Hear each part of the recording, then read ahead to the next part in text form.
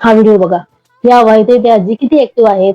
पण मी जे पाहिलं ते काहीतरी वेगळंच होतं. पार्क मध्ये येऊन सुद्धा ते मूल बाबाकडे मोबाईल मागत आहे आणि तिचे बाबा मोबाईल देतही आहेत. तुमची मुलं फोन न वापरता त्यांना गुंतवून ठेवण्यासाठी घरीच खेळता येतील असे 3 सोपे गेम मी आज तुम्हाला सांगणार आहे.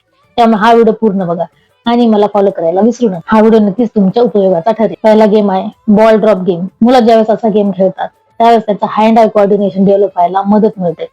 त्यामुळे हा गेम नक्की ट्राय करून बघा. दुसरा फिशिंग गेम. अशा प्रकारे एका काठीने पाण्यातील रबर बँड काढून त्याच्या जागी ठेवल्याने मुलांचं हँड आय कोऑर्डिनेशन हे खूप चांगल्या प्रकारे इम्प्रूव्ह होतं.